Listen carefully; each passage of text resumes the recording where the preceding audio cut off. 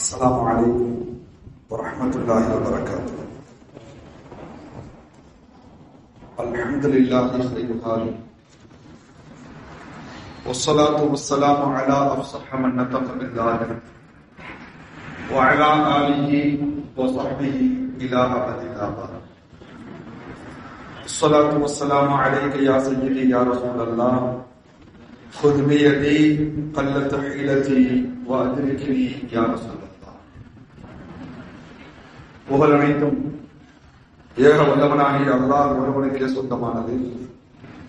ஸலவாத்தும் ஸலாமும் வாழ்த்துக்களும் சோபனங்களும் வல்லல் நபிகளார் முஹம்மது ரசூலுல்லாஹி ஸல்லல்லாஹு அலைஹி வஸல்லம் அவர்கள் மீதும், பரிசுத்தமான நபியின் குடும்பத்தினர்கள், சஹாபாக்கள், தாபிஈன்கள், தபா தாபிஈன்கள், கண்ணியமிக்க நம்முடைய இமாம்கள், நல்லடியார்கள், சிறப்பான ஜும்ஆவை நிறைவேற்றுவதற்காக அல்லாஹ்வுடைய இல்லத்தில் ஒன்று கூடி இருக்கக்கூடிய நம்மவர்கள், உலக முஸ்லிம்கள் அனைவர் மீது வெற்றெற்றும் உண்டாவதாக. அல்லாஹ் ரப்புல் ஆலமீன் இந்த பூமியில் அவனுடைய வீட்டில் நம்மை ஒன்று கூட்டி இருப்பது போன்று நாளை மறுமையில் நம்மையும் நம்மை பெற்றெடுத்து வளர்த்து ஆளாக்கிய நம் பெற்றோர்களையும், நம்முடன் பிறந்தவர்கள், உறவினர்கள், வாழ்க்கையில் நாம் உயர்வதற்கும் முன்னேறுவதற்கும் நேர்வழி பெறுவதற்கும் நல்ல நிலைக்கு வருவதற்கும் யாரெல்லாம் காரணமாக இருந்தார்களோ அத்தனை நபர்களையும் உயர்ந்த சொர்க்கங்களில் நபிமார்களோடும் நல்லடியார்களோடும் அவனுடைய அன்பையும் பொருத்தத்தையும் பெற்ற சாலியீன்களோடும் அல்லாஹ் ரப்புல் ஆலமீன் ஒன்று சேர்த்து அருள் புரிவானாக. மரியாதைக்குரிய உலமா பெருமக்களே, பெரியவர்களே, சகோதரர்களே, உலகம் முழுவதும் வாழக்கூடிய முஸ்லிம்கள் 2 நாட்களாக மிகப்பெரிய மகிழ்ச்சியில், மிகப்பெரிய சந்தோஷத்தில் திளைத்துக் கொண்டிருக்கிறார்கள். குறிப்பாக காசாவினுடைய மக்கள் கடந்த 2 நாட்களாக ஒரு பெரிய மன நிம்மதியை, ஒரு பெரிய ஆறுதலை அவர்கள் பெற்றிருக்கிறார்கள் என்று சொல்லலாம். இதற்கு காரணம், கடந்த 2 நாட்களுக்கு முன்பு கத்தாரினுடைய வெளி விவகாரத்துறை அமைச்சர் ஷேக் முஹம்மது இப்னு அப்துர் ரஹ்மான் அல் தானி அவர்கள் இஸ்ரேலுக்கும் காசாவுக்கும் இடையிலே நடைபெற்றுக் கொண்டிருக்கக்கூடிய அந்த போர் தற்காலிக நிறுத்தம் தொடர்பான ஒரு அறிவிப்பை மீடியாக்களுக்கு முன்னால் வெளியிட்டார். நாளை மறுநாள் 18ஆம் தேதி ஞாயிற்றுக்கிழமை முதல் அந்த சீஸ்ஃபயர் போர் நிறுத்த ஒப்பந்தம் அமலுக்கு வர இருக்கிறது. உலகம் முழுவதும் வாழ்ந்த முஸ்லிம்களாகிய நாம் காசாவிலே அமைதி ஏற்பட வேண்டும், அங்கிருக்கக்கூடிய முஸ்லிம்களுடைய அந்த இழப்புகள், அவர்களுக்கு இழைக்கப்படுகின்ற அநியாயங்கள் நிறுத்தப்பட வேண்டும் என்று 1.25 வருடமாக நாம் துவா செய்து கொண்டிருக்கிறோம். அந்த துவாவை அல்லாஹ் கபூல் செய்து இந்த ஒரு போர் நிறுத்தத்தின் மூலமாக உறுதி செய்யப்பட்டு விட்டது. 18ஆம் தேதி முதல் அது நடைமுறைக்கு வர இருக்கிறது. இந்த போர் நிறுத்தத்தின் மூலமாக அந்த மக்களுக்கு அல்லாஹ் அமைதியையும் நிலையான சுதந்திரத்தையும் அல்லாஹ் வழங்குவானாக என்று நாம் துஆ செய்து கொள்வோம். உண்மையிலேயே கத்தாருடைய இந்த முயற்சி மிகவும் பாராட்டுக்குரியது. பல்வேறு நாடுகளை சார்ந்த தலைவர்கள், மனித உரிமை ஆர்வலர்கள், உலகத்திலே இனப்படுகொலைகள் நிகழ்த்தப்படுவதை எதிர்க்கக்கூடிய சமூக செயல்பாட்டாளர்கள், சிந்தனையாளர்கள் அனைவரும் கத்தார் அரசு எடுத்த இந்த முயற்சியை பாராட்டுகிறார்கள். கத்தாரும் அதோடு சேர்ந்து எகிப்தும் எடுத்த முயற்சி தான் இந்த போர் நிறுத்தம் இப்போது வந்திருக்கிறது. 467 நாட்களாக 15 மாதமாக, சுமார் 15 மாதமாக உணவு இல்லாமல், தங்குவதற்கு இடமில்லாமல், மருத்துவ வசதி இல்லாமல், மின்சாரம் இல்லாமல், தகவல் தொழில்நுட்பங்கள், ஒருவரை ஒருவர் தொடர்பு கொள்வதற்கான தகவல் வசதிகள் துண்டிக்கப்பட்ட நிலையில், இன்டர்நெட் சேவைகள் துண்டிக்கப்பட்ட நிலையில், மிக பெரும் துயரத்தை சந்தித்து வந்த பாலஸ்தீனுடைய காசா முஸ்லிம்களுக்கு கத்தாருடைய இந்த முயற்சி ஒரு ஆறுதலை தந்திருக்கிறது. நீங்கள் உலகளாவிய மீடியாக்களை கவனித்திருந்தால் பார்த்திருப்பீர்கள். நேற்று முதல் அங்கே மக்கள் எல்லாம் ஒன்று கூடி அல்ஹம்துலில்லாஹ், அல்லாஹ் அக்பர், நாங்கள் எங்களுடைய சொந்த இடங்களுக்கு, அந்த இடங்கள் இல்லை, வசித்த வீடுகள் இடிக்கப்பட்டு விட்டது, பள்ளிவாசல்கள் தரைமட்டமாக்கப்பட்டு விட்டது, பள்ளிக்கூடங்கள், 18க்கும் மேற்பட்ட யூனிவர்சிட்டிகள், மிகப்பெரிய மருத்துவமனைகள் எல்லாம் தரைமட்டமாக்கப்பட்டு 23 லட்சம் முஸ்லிம்கள், 23 லட்சம் பேர் அகதிகள் முகாமிலே வாழ்ந்து கொண்டிருக்கிறார்கள். இருந்தால் நாங்கள் வசித்த பிறந்த அந்த பகுதிகளுக்கு நாங்கள் திரும்ப போகிறோம் என்று அவர்கள் அல்லாஹ்வை புகழ்ந்தவர்களாக 2 நாட்களாக உலக மீடியாக்களுக்கு முன்னால் அவர்கள் தங்களுடைய மகிழ்ச்சியை வெளிப்படுத்திக் கொண்டிருக்கிறார்கள். கத்தாருடைய இந்த முயற்சி, ஐநா சபை போர் நிறுத்தம் கொண்டு வர வேண்டும் என்று வலியுறுத்திய போதெல்லாம் ஏற்படாத போர் நிறுத்தம், எகிப்துடைய கத்தாருடைய இந்த பெரும் முயற்சியால் இப்போது அது அமலுக்கு வர இருக்கிறது. அனைவரும் பாராட்டுகிறார்கள். மனித சமுதாயத்திலே செய்யப்படுகின்ற நற்பணிகளில் மிகச்சிறந்த நற்பணியாக சண்டையிட்டுக் கொண்டிருப்பவர்களுக்கு மத்தியில் சமாதானத்தை ஏற்படுத்துவதை முகமது ரசூலுல்லாஹி ஸல்லல்லாஹு அலைஹி வஸல்லம் அவர்கள் அடையாளப்படுத்துகிறார்கள். திருமதியிலே ஒரு ஹதீஸ் இடம்பெறுகிறது. அபூதர் ரலியல்லாஹு அன்ஹு அவர்கள் அறிவிக்கிறார்கள், ஒரு நாள் நாங்கள் மஸ்ஜித் நபவியிலே நபியினுடைய சபையிலே நாங்கள் அமர்ந்திருந்தோம். அப்போது எங்களை பார்த்து முகமது ரசூலுல்லாஹி ஸல்லல்லாஹு அலைஹி வஸல்லம் அவர்கள் ஒரு கேள்வி கேட்டார்கள். அலா உக்பிருக்கும், உங்களுக்கு நான் சொல்லி தரட்டுமா, பி அஃதலி மின் தரஜத்தி ஸியாமி வஸ்ஸலாத்தி வஸ்ஸதகா, நீங்கள் செய்யக்கூடிய தான தர்மம், நீங்கள் தொழக்கூடிய தொழுகை, நீங்கள் நோக்கக்கூடிய நோன்பு, இவையெல்லாம் அல்லாஹ்விடத்திலே உங்களுக்கு பெற்று தரவிருக்கின்ற தரஜாக்களை விட, அந்தஸ்துகளை விட, கூலிகளை விட, மிகச்சிறந்த தரஜாக்களை, அந்தஸ்துகளை, கூலிகளை அல்லாஹ்விடத்திலே பெற்று தருகின்ற ஒரு உயர்ந்த செயலை, ஒரு காரியத்தை நான் உங்களுக்கு கற்று தரட்டுமா என்று நபி அவர்கள் சஹாபாக்களான எங்களை பார்த்து கேள்வி கேட்டார்கள். அபூதர் ரலியல்லாஹு அன்ஹு அவர்கள் சொல்கிறார்கள், அங்கிருந்த அத்தனை சஹாபாக்களும் பலா யா ரசூலுல்லாஹ், அல்லாஹ்வுடைய தூதர் அவர்களே சொல்லுங்கள் என்று சொன்னபோது நபி அவர்கள் சொன்னார்கள், இஸ்லாஹு தாத்தில் பைன், சண்டையிட்டுக் கொண்டிருக்கக்கூடிய 2 நபர்களுக்கு மத்தியிலே சமாதானம் செய்து வைப்பதுதான் அது என்கிறார்கள் ரசூலுல்லாஹி. நீங்கள் தொழக்கூடிய தொழுகையை விட, நோன்பை விட, நீங்கள் கஷ்டப்பட்டு சம்பாதித்த உங்களுடைய பொருட்களை சதகா செய்து அல்லாஹ்விடத்திலே தரஜாக்களை பெறுவதை விட, உயர்ந்த அந்தஸ்துகளையும் உயர்ந்த தரஜாக்களையும் பிரிந்து நிற்கின்ற அல்லது சண்டையிட்டுக் கொண்டிருக்கின்ற 2 மனிதர்களுக்கு மத்தியிலே நீங்கள் சமாதானம் செய்து வைப்பது முந்திவிடும் என்கிறார்கள் முஹம்மது ரசூலுல்லாஹி ஸல்லல்லாஹு அலைஹி வஸல்லம். அதை சொல்லிவிட்டு ஹதீஸுடைய அடுத்து ஒரு வாசகம் வருகிறது, ஃபஇன்ன ஃபஸாத தாத்தில் பைனி ஹியல் ஹாலிகா, மக்களுக்கு மத்தியிலே குழப்பத்தை ஏற்படுத்தி பிரிவினையை ஏற்படுத்துவது இருக்கிறது, அது சவரக்கத்தி தலைமுடியை எப்படி மலித்து மொட்டையாக்கி விடுகிறதோ அதுபோன்று உங்களுடைய உள்ளத்தில் இருக்கக்கூடிய தீனை மக்களுக்கு மத்தியிலே குழப்பத்தை ஏற்படுத்தி பிரிவினையை உண்டாக்குவது அழித்துவிடும் என்று எச்சரித்தார்கள் ரசூலுல்லாஹி ஸல்லல்லாஹு அலைஹி வஸல்லம். மக்களுக்கு மத்தியிலே குறிப்பாக சண்டையிட்டுக் கொண்டிருக்கக்கூடிய தனி மனிதர்களாக இருந்தாலும், குடும்பங்களாக இருந்தாலும், சமூகங்களாக இருந்தாலும், அவர்களுக்கு மத்தியிலே இணக்கத்தை ஏற்படுத்துவது என்பது அது நீங்கள் செய்யக்கூடிய இபாதத்துகளை விட உயர்ந்த அந்தஸ்துகளை உங்களுக்கு பெற்று தந்துவிடும் என்று மாறும். அனஸ் ரலியல்லாஹு அன்ஹு அவர்கள் சொல்வார்கள், ரசூலுல்லாஹி ஸல்லல்லாஹு அலைஹி வஸல்லம் அவர்கள் சொன்னார்கள், மன் அஸ்லஹ பைன இத்னைன், 2 மனிதர்களுக்கு மத்தியிலே, 2 பிரிவினர்களுக்கு மத்தியிலே எவர்கள் சமாதானத்தை, அமைதியை ஏற்படுத்துகிறார்களோ, அஅதாஹுல்லாஹு பிகுல்லி கலிமத்தின், அவர்கள் அமைதியை ஏற்படுத்துவதற்காக 2 தரப்பிடத்திலேயும் பேசியிருப்பார்கள் அல்லவா, சமாதான பேச்சுவார்த்தை நடத்தி இருப்பார்கள் அல்லவா, அப்படி இரண்டு தரப்பிடத்திலையும் அவர்கள் சமாதான பேச்சுவார்த்தை நடத்திய அந்த நேரத்தில் அதற்காக அவர்களுடைய வாயிலிருந்து அவர்கள் மொழிந்த ஒவ்வொரு வார்த்தைக்கு பகரமாகவும் அல்லாஹ் எவ்வளவு பெரிய கூலியை தருகிறான் தெரியுமா? ரக்கபத்தி,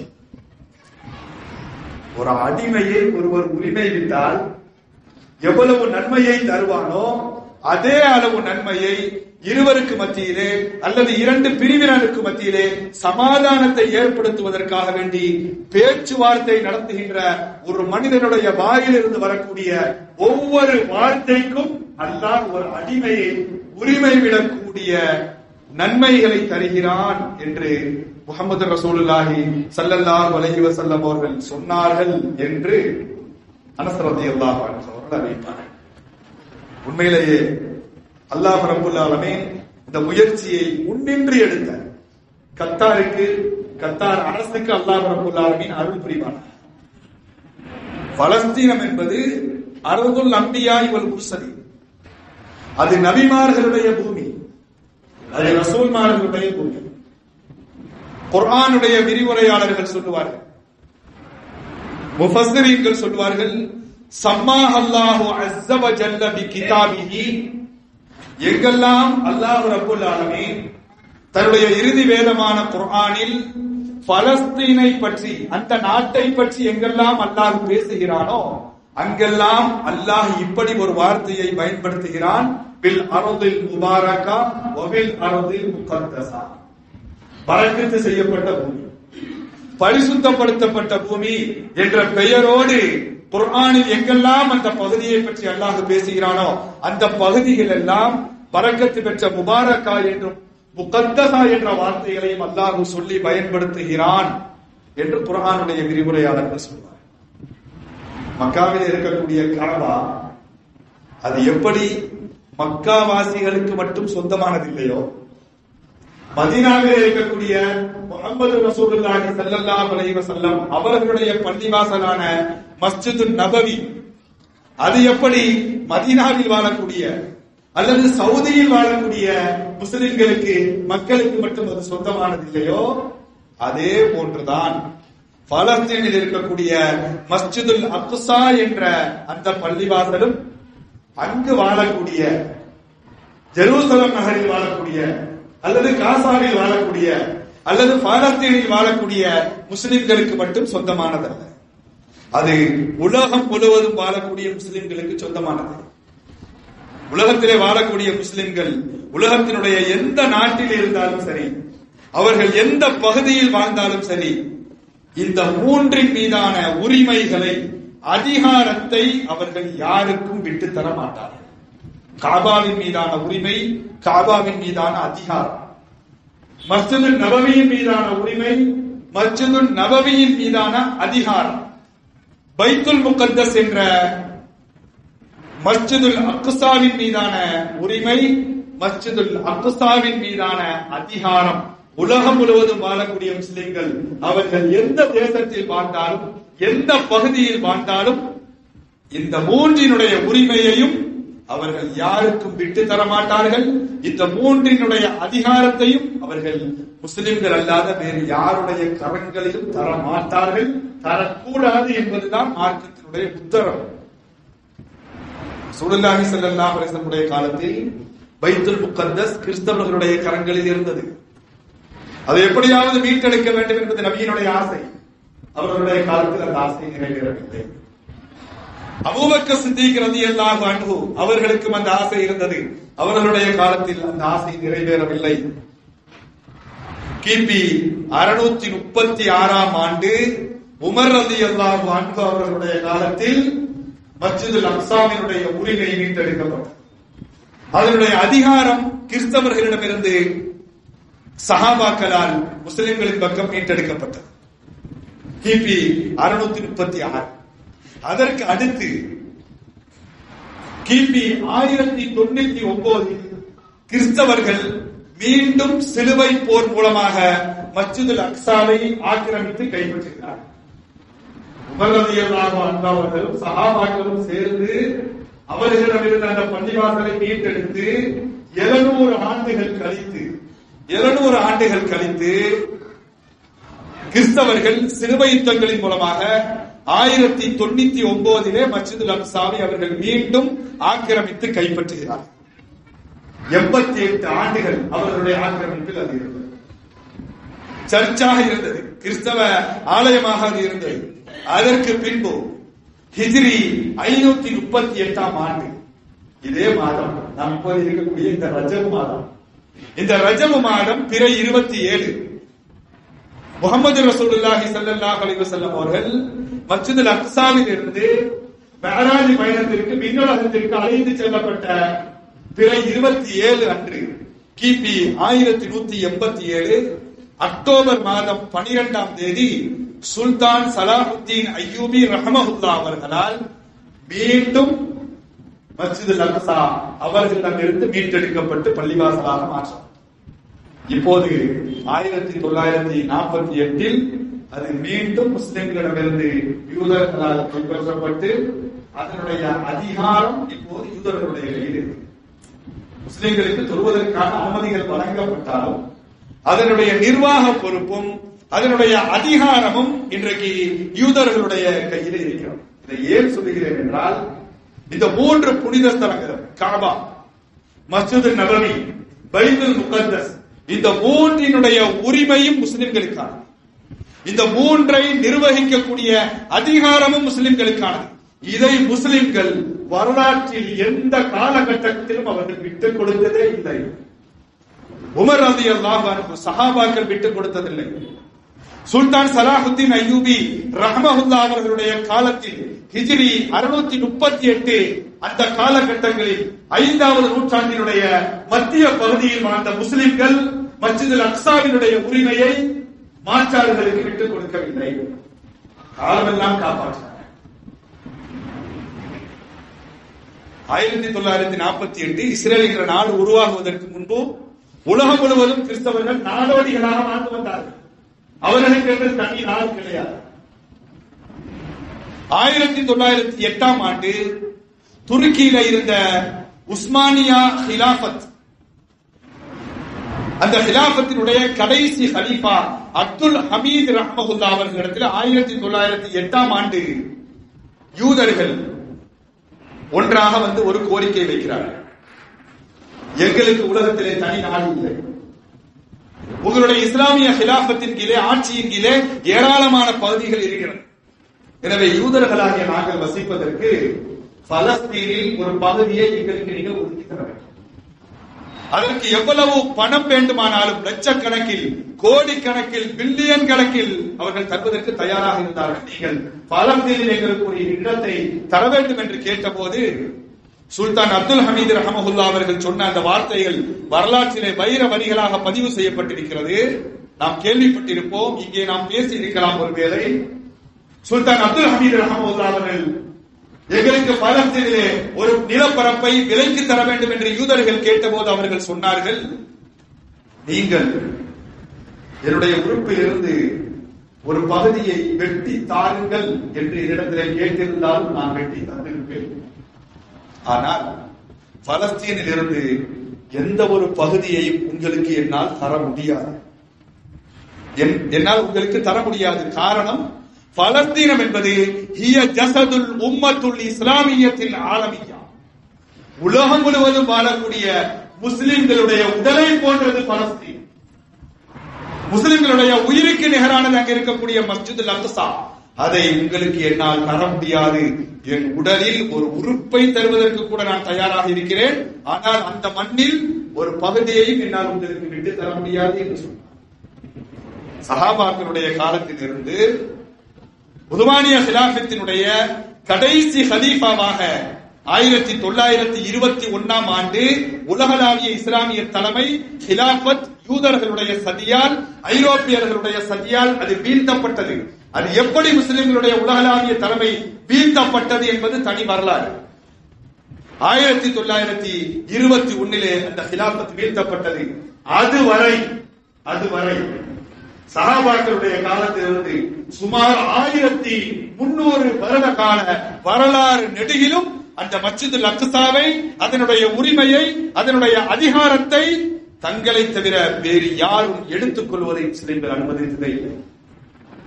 1948 யூதர்கள் எடுத்துக்கொண்டார்கள். அன்றிலிருந்து இன்று வரை அந்த உரிமையை மீட்டெடுப்பதற்காக வேண்டி பாலஸ்தீன முஸ்லிம்கள் தங்களுடைய உயிர்களை தந்து, உடைமைகளை தந்து பெரிய அளவிலே போராடி கொண்டிருக்கிறார்கள். அது அவர்களுக்கான பொறுப்பு மட்டுமல்ல, முழு உம்மத்தினுடைய பொறுப்பு. அது முழு உம்மத்தினுடைய பொறுப்பு என்ற காரணத்தினால்தான் அந்த பள்ளிவாசலுக்காக வேண்டி அங்கிருக்கக்கூடியவர்கள் மட்டும்தான் போராட வேண்டும், குரல் எழுப்ப வேண்டும் என்று இல்லை, முழு முஸ்லிம்களுக்குமான அது பொறுப்பு. அது எனவேதான் மதீனாவில் இருந்து உமர் ரலியல்லாஹு அன்ஹு அவர்கள் அங்கே படையெடுத்து வைத்தார். ஈராக்கில் இருந்து சுல்தான் சலாஹுத்தீன் அய்யூபி ரஹ்மத்துல்லாஹி அவர்கள் அங்கே படையெடுத்து வைத்து அதை வெற்றி கொண்டார்கள். துருக்கியில் இருந்த உதுமானிய கிலாபத்தினுடைய கடைசி கலீஃபா அப்துல் ஹமீத் துருக்கியில் இருந்து பாலஸ்தீனில் ஒரு பகுதியை கூட உங்களுக்கு நான் தரமாட்டேன் என்று திட்டவட்டமாக சொன்னார். வரலாற்று நடிகரும் நாம் பார்க்கக்கூடிய இந்த செய்திகள் எல்லாம் நமக்கு உணர்த்தக்கூடிய ஒரே விஷயம், இந்த 3 புனித ஸ்தலங்களின் உரிமையும் அதனுடைய அதிகாரம் முஸ்லிம்களிடத்தில் தான் இருக்கு. அதை மீட்டெடுப்பதற்காக மிகப்பெரிய போராட்டத்தை 70 ஆண்டுகளாக பாலஸ்தீன முஸ்லிம்கள் முன்னெடுக்கிறார்கள். கடந்த அக்டோபர் மாதம் 2023 அக்டோபர் 7ஆம் தேதி ஆரம்பித்த அந்த போர் துஃபான் அல்-அக்ஸா மின் ஜுனூபி கஸ்ஸா, கஸ்ஸாவினுடைய பகுதியில் இருந்து மஸ்ஜித் அல்-அக்ஸாவை மீட்பதற்காக புறப்பட்ட பேரலை, பெருவெள்ளம் என்ற பெயரிலே போராட்டத்தை துவக்கினார்கள். 468வது நாள் சரியாக இன்றோடு மிகப்பெரிய இழப்புகளோடு அவர்கள் இந்த போராட்டத்தை முன்னின்று நடத்தினார்கள். கிட்டத்தட்ட 46,207 முஸ்லிம்கள் நேற்று வரை படுகொலை செய்தார். 1,10,556 முஸ்லிம்கள் நேற்று வரை பெரிய அளவிலே காயப்படுத்தப்பட்டிருக்கிறார்கள். இந்த நிலையில்தான் கத்தாருடைய முயற்சியால் இன்றைக்கு சீஸ்பயர் என்ற போர் நிறுத்த ஒப்பந்தம் வந்திருக்கிறது. நேற்றைய தினம் மெஹர் நியூஸ் என்ற ஒரு அரபு ஊடகம் வேர்ல்டு வார் அனலிஸ்ட், உலகத்தில் இருக்கக்கூடிய யுத்த தளங்களுடைய நிலவரங்களை ஆய்வு செய்யக்கூடிய ஆய்வாளர்களுடைய ஒரு அறிக்கையை நேற்றைய தினம் மெஹர் நியூஸ் ஏஜென்சிஸ் என்ற அரபு ஊடகம் ஒன்று வெளியிட்டிருந்தது. அதிலே உலக அளவில் இருக்கக்கூடிய வார் அனலிஸ்ட் அவர்கள் சொல்லுகிறார்கள், காசா மக்கள், பாலஸ்தீன மக்கள் 3 விஷயங்களை இந்த உலகத்திற்கு கற்றுத் தந்திருக்கிறார்கள். அவர்களுடைய 468 நாள் போராட்டங்களின் மூலமாக அவர்கள் எதிர்கொண்டது சாதாரணமானவர்களை அல்ல, இஸ்ரேலை. அதற்கு பக்கபலமாக இருந்தது உலகத்தினுடைய வல்லரசு அமெரிக்கா, பிரிட்டன் அதற்கு பக்கபலமாக இருந்தது, ஜெர்மன் பக்கபலமாக இருந்தது, இத்தாலி போன்ற பல ஐரோப்பிய நாடுகள், பல மேற்குலக நாடுகள் இஸ்ரேலுக்கு பக்கபலமாக நின்று ஆயுதங்களையும் பொருளாதாரங்களையும் இஸ்ரேலுக்கு வாரி இறைத்துக் கொண்டிருந்த சூழ்நிலையில் வெறும் 4 முனிசிபாலிட்டி அளவே உள்ள காசாவினுடைய பகுதி மக்கள் 468 நாள் அவர்களை எதிர்த்து சண்டையிட்டிருக்கிறார்கள் என்றால் இது பியாண்ட் ஆஃப் லாஜிக். இது யதார்த்தத்திற்கு அப்பாற்பட்டது, நம்ப முடியவில்லை என்று சொல்கிறார். இந்த மக்கள் 3 விஷயங்களை இந்த உலகத்திற்கு உணர்த்தி இருக்கிறார்கள். இது வேர்ல்டு வார் அனாலிஸ்ட் சொல்லக்கூடிய கருத்து. இது 3 விஷயங்களை இந்த உலகத்திற்கு உணர்த்தி இருக்கிறார்கள். ஒன்று, பொறுமை என்றால் என்ன என்பதை காசா முஸ்லிம்கள் இந்த உலகத்திற்கு உணர்த்தி இருக்கிறார்கள். இரண்டாவது, சோதனையான காலகட்டங்களில் எப்படி உறுதியாக நிலைநிற்க வேண்டும் என்பதை இந்த உலகத்திற்கு காசா மக்கள் கற்றுத் தந்திருக்கிறார்கள். மூன்றாவது, தியாகங்கள் என்றால் என்ன, அர்ப்பணிப்புகள் என்றால் என்ன, ஒரு லட்சியத்தை முன்னெடுத்து முன்னோக்கி செல்லுகின்ற பொழுது அதில் நம்முடைய தியாகங்கள் எப்படிப்பட்டதாக இருக்க வேண்டும், அர்ப்பணிப்புகள் எப்படிப்பட்டதாக இருக்க வேண்டும் என்பதை பாலஸ்தீன முஸ்லிம்கள் இந்த உலகத்திற்கு, குறிப்பாக அவர்கள் சார்ந்திருக்கக்கூடிய முஸ்லிம் உம்மத்திற்கு அவர்கள் தங்களுடைய 468 நாட்கள் இந்த போராட்டங்களின் மூலமாக அவர்கள் கற்றுத் தந்திருக்கிறார்கள் என்று ஒரு ஆய்வறிக்கையை நேற்று மெஹர் நியூஸ் ஏஜென்சி வெளியிடுகிறது. வரக்கூடிய சனிக்கிழமையிலிருந்து போர், ஞாயிற்றுக்கிழமையிலிருந்து 18ஆம் தேதி போர் நிறுத்த ஒப்பந்தம் அமலுக்கு வர இருக்கிறது. அதில் என்னென்ன விஷயங்கள் என்று இன்னும் முழுமையாக முடிவு செய்யப்படாவிட்டால் 3 கட்டமாக இந்த போர் நிறுத்தம் அமலுக்கு வருகிறது. முதலாவது 6 வாரம் முதல் கட்டம், அதற்கடுத்து 6 வாரம், அதற்கடுத்து 6 வாரம். முதலாவது, அதில் சில விஷயங்கள் மட்டும் தீர்மானிக்கப்பட்டிருக்கிறது. முதலாவது, the withdrawal of the Israeli forces from Gaza Strip. காசாவில் இருந்து இஸ்ரேலிய படைகள் முற்றாக வெளியே செல்ல வேண்டும். இதற்கு ஒரு சிறிய புரோகிராமையும் அவர்கள் அமைத்திருக்கிறார்கள். முதலாவது, தாக்குதல்கள் நிறுத்தப்பட வேண்டும். இரண்டாவது, காசா மக்கள் முஸ்லிம்கள் அதிகமாக வாழக்கூடிய பகுதியில் இருந்து முதல் கட்டமாக தங்களுடைய ராணுவத்தை இஸ்ரேலிய அரசு வெளியேற்றிவிட வேண்டும். மூன்றாவது, காசாவில் இருந்து முற்றாக அவர்கள் வெளியேறிவிட வேண்டும். இரண்டாவது, ஹாஸ்டேஜஸ் என்ற பணைய கைதிகள், போராளிகளுடைய கையில் இருக்கக்கூடிய பணைய கைதிகள், இஸ்ரேலிய அரசு கைது செய்து வைத்திருக்கக்கூடிய இஸ்ரேலிய சிறைகளில் அடைத்து வைத்திருக்கக்கூடிய பாலஸ்தீன முஸ்லிம் கைதிகள், இவர்களை விடுவிக்கும் பரிமாற்றம், ஹாஸ்டேஜஸ் பரிமாற்றம், இது நடக்க வேண்டும். முதல் கட்டத்தில் போராளிகள் புறத்திலிருந்து ஹமாஸினுடைய தரப்பிலிருந்து 33 ஹாஸ்டேஜஸ் ஒப்படைக்கப்படுவார்கள் இஸ்ரேலிய அரசாங்கத்திற்கு. இஸ்ரேலிய தரப்பிலிருந்து இஸ்ரேலிய சிறைகளில் வாழக்கூடிய 1000 பாலஸ்தீன முஸ்லிம்கள் அதற்கு பதிலாக விடுவிக்கப்பட வேண்டும். அந்த 1000 நபர்கள் எப்படி இருக்க வேண்டும் என்பதற்கான வரையறையில் தந்திருக்கிறார்கள். தூக்கு தண்டனை விதிக்கப்பட்டு அதற்காக காத்திருக்கக்கூடிய இஸ்ரேலிய சிறையில் வாழக்கூடிய பாலஸ்தீன முஸ்லிம்கள், ஆயுள் தண்டனை விதிக்கப்பட்டு இருக்கக்கூடிய அந்த கைதிகள், 15 ஆண்டுகள் தண்டனை வழங்கப்பட்டு இஸ்ரேலிய சிறைகளில் சிரமப்படக்கூடிய அந்த கைதிகள் விடுவிக்கப்பட வேண்டும் என்று அதற்காக ஒரு புரோகிராமை அமைத்திருக்கிறார்கள்.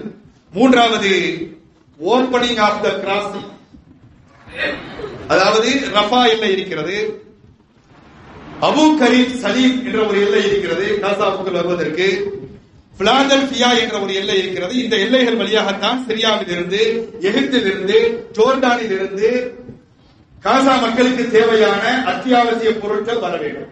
மூன்றாவது நிபந்தனை, அத்தனை கிராசிங்கும் அத்தனை பார்டர்களும் திறக்கப்பட வேண்டும். ஞாயிற்றுக்கிழமை முதல் திறக்கப்பட வேண்டும். ஒவ்வொரு நாளும் அந்த கிராசிங் வழியாக 600 ட்ரக்குகள் மூலமாக அத்தியாவசிய பொருட்கள் காசாவுக்குள்ளே கொண்டு வரப்பட வேண்டும். உணவுப் பொருட்கள், மருந்து பொருட்கள். இந்த 600-ல் 50 ட்ரக்ஸ்களில் ஃபியூல் என்று சொல்லப்படுகின்ற எரிபொருட்கள் கொண்டு வர வேண்டும் என்ற ஒரு நிபந்தனை. அதற்கு பின்பு நான்காவதாக த ரீகன்ஸ்ட்ரக்ஷன் ஆஃப் காசா, இடித்து தரைமட்டமாக்கப்பட்ட காசாவுடைய கட்டடங்கள் மீண்டும் அது கட்டித்தரப்பட வேண்டும். இதற்கு யார் பணம் தரப்பட வேண்டும் என்பது இன்னும் முடிவு செய்யப்படவில்லை. ஆனால் நிச்சயமாக ஆய்வாளர்கள் சொல்லுகிறார்கள், ஆனால் நிச்சயமாக இதற்கு இஸ்ரேல் ஒரு மிகப்பெரிய தொகையை தந்தே ஆக வேண்டும். இதுவே இஸ்ரேலுக்கான தோல்வி. இந்த 468 நாட்களில் அவர்கள் செய்த பெரிய சாதனை 46,000 அப்பாவி மக்களை கொன்றதும் காசாவினுடைய கட்டிடங்களை தரமட்டமாக்கியதும் தான். ஆனால் இப்போது அதற்கான விலையை அவர்கள் தர வேண்டியிருக்கிறது. இந்த சீஸ்பேர் எப்படி வந்தது இன்றைக்கு பலரும் பலவிதமாக சொல்லிக் கொண்டிருக்கிறார்கள். இதற்கு காரணம் நான் தான் என்று ஜோ பைடன் ஒரு பக்கம் சொல்லிக் கொண்டிருக்கிறார். இன்னொரு பக்கம் புதிதாக தேர்தலிலே வெற்றி பெற்று வந்திருக்கக்கூடிய அமெரிக்காவினுடைய சில நாட்களிலே பதவியேறி இருக்கக்கூடிய ட்ரம்ப் இன்னொரு பக்கம் நான் தான் காரணம் என்று சொல்கிறார். உண்மையிலே இதற்கு யார் காரணம்? ஒரு மிகப்பெரிய ஆய்வறிக்கை அல் ஜசீரா வெளியிடுகிறது. இதற்கு காரணம் ட்ரம்போ அல்லது ட்ரம்ப் சமீபத்திலே இஸ்ரேலை கண்டித்து வெளியிட்ட கடுமையான எச்சரிக்கைகளோ இதுவோ அல்ல. இதற்கு காரணம் முழுக்க முழுக்க முஸ்லிம்கள், பாலஸ்தீன முஸ்லிம்களுடைய போராட்டம். அவர்கள் பல்லாயிரக்கணக்கான ராணுவ வீரர்களை இதுவரை அளித்திருக்கிறார்கள். சமீபத்திய கடைசி 20 நாட்களில் இந்த முடிவுக்கு ஐநா சபையே போரை நிறுத்துங்கள் என்று சொன்ன போதும் உடன்படாத இஸ்ரேல் இப்போது ஏன் முன் வந்திருக்கிறது என்றால், கடைசி 20 நாட்களில் போராளிகள் நடத்திய தாக்குதலுடைய உச்ச கட்டம், அதை தாக்குப்பிடிக்க முடியாமல் இந்த வலிக்கு அவர்கள் வந்திருக்கிறார்கள். வடக்கு காசாவை முழுவதுமாக காலி செய்து விட்டார்கள். ஹைஃபா நகரம், இஸ்ரேலுடைய சிட்டியில் ஹைஃபா என்பது மிகப்பெரிய சிட்டி, ஹைஃபாவை உற்சாக துடைத்திருந்து விட்டார்கள். இப்படி இலியாட் என்ற நகரத்தை துடைத்திருந்து விட்டார்கள். இப்போது கடந்த 20 நாட்களாக இஸ்ரேலுடைய தலைநகரமான டெல் அவிவை யமனிலிருந்தும் காசாவிலிருந்தும் தினமும் தாக்கிக் கொண்டே இருக்கிறார்கள். ஆக இப்படியே சென்றால் ஒரு மிகப்பெரிய பின்னடைவு நமக்கு வரும் என்பதை மறைப்பதற்காக வேண்டியே இந்த சீஸ்பயருக்கு இஸ்ரேல் வந்திருக்கிறது என்று ஆய்வறிக்கைகள் எல்லாம் சொல்லிக் கொண்டிருக்கிறது. இன்னொரு முக்கியமான காரணம், அமெரிக்காவில் ஏற்பட்டிருக்கக்கூடிய மிகப்பெரிய காட்டுத்தீ. நமக்கு எல்லாம் தெரியும், ஒரு 10 நாட்களாக கலிபோர்னியாவினுடைய லாஸ் ஏஞ்சல்ஸ் நகரிலே ஜனவரி 7ஆம் தேதி தொடங்கிய அந்த காட்டுத்தீ அமெரிக்காவுடைய பல்வேறு நகரங்களை சின்னாபின்னமாக்கி கொண்டிருக்கிறது. காசா எப்படி உருக்குலைந்து போயிருக்கிறதோ அதைவிட கொடூரமாக லாஸ் ஏஞ்சல்ஸ் போன்ற பல சிட்டிகள் அமெரிக்காவிலே உருக்குலைந்து போயிருக்கிறது. சில மேற்கத்திய ஊடகங்கள் இப்படியே தலைப்பிட்டு எழுதுகிறது, காசாவிலே இனப்படுகொலை செய்வதற்காக வேண்டி இஸ்ரேல் மூலமாக அமெரிக்கா பற்ற வைத்த போர் தீயினுடைய சாபம் தான் அமெரிக்காவை இன்றைக்கு கரித்து நாசமாக்கி கொண்டிருக்கிறது என்று வெளிப்படையாக தலைப்பிட்டு சில வெஸ்டர்ன் மீடியாக்கள் எழுதக்கூடிய அளவுக்கு நிலைமை மாறி. அதுல எவ்வளவு இறப்புகள், நேற்று இரவு பிபிசியினுடைய கணக்குப்படி இதுவரை 25 நபர்கள் இறந்திருக்கிறார்கள், 17 நபர்களை காணவில்லை, 12,000 வீடுகள் முற்றாக அழிந்திருக்கிறது. அதிலும் லாஸ் ஏஞ்சலிலே மிகப்பெரிய பிரபலங்கள் ஹாலிவுட் நடிகர்கள் பலருடைய வீடு எரிந்திருக்கிறது. யார் யாருடைய வீடுகள் எழுந்திருக்கிறது என்று ஒரு பட்டியலை தருகிறார்கள். அமெரிக்காவுடைய துணை அதிபர் கமலா ஹாரிஸுடைய வீடு எரிந்து தரைமட்டமாக இருக்கிறது. இதுவரை அங்கு ஏற்பட்ட பொருளாதார இழப்பு என்பது 250 கோடி 250 பில்லியன் 250 பில்லியன் அமெரிக்க டாலரில் இருந்து 275 அமெரிக்க பில்லியன் டாலர் வரை இருக்கலாம் என்று மதிப்பிடப்பட்டிருக்கிறது. இந்தியாவுடைய மதிப்புப்படி சுமார் 26 லட்சம் கோடி. இந்த 468 நாட்களாக காசாவினுடைய யுத்தத்திற்காக அமெரிக்கா மட்டும் கொடுத்த ஆயுதங்கள், அமெரிக்கா மட்டும் கொடுத்த பொருளாதார உதவிகள், இதனுடைய மதிப்பீடு 251 பில்லியன் அமெரிக்க டாலர். இந்த 10 நாட்களில் இந்த தீ விபத்தின் மூலமாக அவர்களுக்கு ஏற்பட்டிருக்கக்கூடிய இழப்பு 250 பில்லியனில் இருந்து 275 பில்லியன் வரை இருக்கலாம் என்று அமெரிக்காவுடைய ஆய்வாளர்கள் ஒரு குத்து மதிப்பாக தீர்மானித்திருக்கிறார்கள். இனிதான் அதற்கு முழுமையாக இருப்பார்கள். போர் நிறுத்தத்திற்கு இதுவும் ஒரு காரணம். இதுவரை பில்லியன் கணக்கிலே இஸ்ரேலுக்கு கொட்டி கொடுத்துக் கொண்டிருந்த அமெரிக்கா இதற்கு மேலும் கொடுத்தால் அது ஒரு பெரிய பொருளாதார சிக்கலை சந்திக்க வேண்டிய சூழல் வரும். எனவே இவர்கள் தங்களுடைய நிர்பந்தங்களின் காரணமாக இந்த முடிவுக்கு வந்திருக்கிறார்கள் என்று பல்வேறு காரணங்கள் இதற்கு சொல்லப்படுகிறது. எது எப்படியோ பாலஸ்தீன மக்களுக்கு கிடைத்திருக்கக்கூடிய இந்த தற்காலிக போர் நிறுத்தம் நிரந்தர போர் நிறுத்தமாக மாற வேண்டும் என்பதுதான் அனைவருடைய எதிர்பார்ப்பு. இது நிரந்தர போர் நிறுத்தமாக மாறுமா? இதில் போடப்படுகின்ற ஒப்பந்தங்களை எல்லாம் இஸ்ரேல் சரியாக கடைபிடிக்கும். யூதர்கள் எப்போதும் ஒப்பந்தங்களை, உடன்படிக்கைகளை மதிக்கக்கூடிய, பின்பற்றக்கூடிய சமூகம் அல்ல. அவர்கள் இதை சரியாக கடைபிடிப்பார்களா என்பதெல்லாம் இன்ஷா அல்லாஹ் வரக்கூடிய காலங்களில் தான் தெரியும். எல்லாம் வல்ல அல்லாஹ் ரப்பல் ஆலமீன் இது நிரந்தர போர் நிறுத்தமாக மாறுவதற்கு ஒரு இண்டிபெண்டன்ட் பாலஸ்தீன், ஒரு தனி அதிகாரமிக்க சுதந்திர பாலஸ்தீனாக அந்த நாடு உருவாகுவதற்கு அல்லாஹ் ரப்பல் ஆலமீன் உதவி செய்வானாக. வாஹிரு தஅவானா அல்ஹம்துலில்லாஹி ரப்பில் ஆலமீன். அஸ்ஸலாமு அலைக்கும் வரஹ்மத்துல்லாஹி வபரகாத்துஹு.